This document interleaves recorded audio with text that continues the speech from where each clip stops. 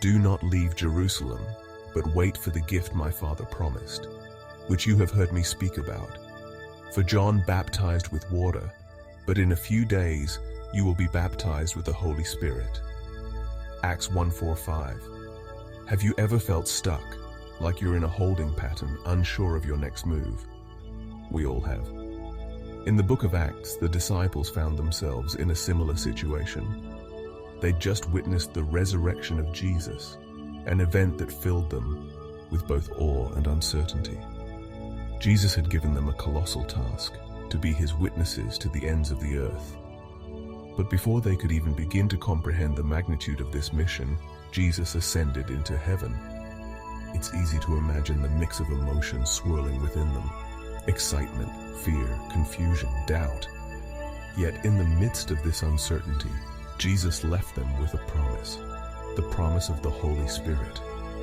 This promise wasn't just for the disciples, it's for us too. We serve a God who does not leave us as orphans. He promises to equip us for every good work. Just as he did not abandon the disciples, he will not abandon us in our times of waiting. He is with us, strengthening us, preparing us for the journey ahead. Waiting can be one of life's most difficult challenges. We live in a world that craves instant gratification, a world of fast food and high-speed internet. Yet waiting is often a crucial part of God's plan. It's in the waiting that we grow, we learn, we discover the depths of his strength. Think of a seed planted in the ground. It doesn't blossom overnight.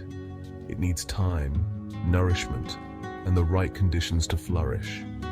In the same way, we need periods of waiting to allow God's work to take root in our lives.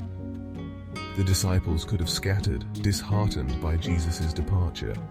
Instead, they gathered together, prayed, and supported one another. They understood that waiting wasn't about inactivity. It was about preparation. They were waiting with purpose, eager to receive the power that would soon be theirs. But you will receive power when the Holy Spirit comes on you, and you will be my witnesses in Jerusalem, and in all Judea and Samaria, and to the ends of the earth. Acts 1:8. Imagine a sailboat on a windless day. It sits motionless, unable to fulfill its purpose.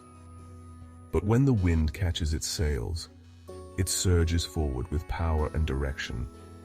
This is the transformation the Holy Spirit brings to our lives. The Holy Spirit empowers us to live out our faith with boldness and courage. He gives us the strength to face our giants, the wisdom to navigate difficult decisions, and the compassion to love those around us. The disciples experienced this firsthand on the day of Pentecost. Filled with the Holy Spirit, they found their voices and boldly proclaimed the gospel. This same power is available to us today. We don't have to live in fear or uncertainty. We can tap into the limitless power of the Holy Spirit and live lives that bring glory to God. Each of us has been uniquely designed by God with a specific purpose in mind. Just as he called the disciples to be his witnesses, he calls us to make a difference in our own spheres of influence.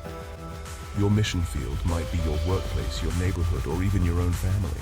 It's about using your God-given gifts and talents to serve others, share his love, and be a beacon of hope in a world that desperately needs it. Don't underestimate the impact you can make. A kind word, a helping hand, a moment of genuine encouragement can make all the difference in someone's life.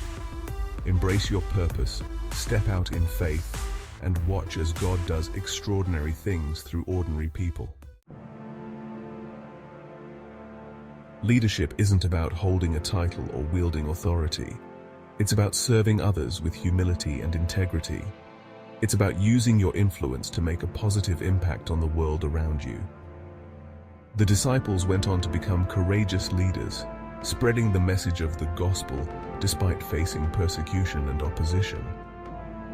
They understood that true leadership requires sacrifice, perseverance, and an unwavering reliance on God. Men, we are called to be leaders in our homes, our communities, and our churches. We are called to be men of integrity, men of compassion, men of faith. Let us rise to the challenge and lead with courage, wisdom, and grace.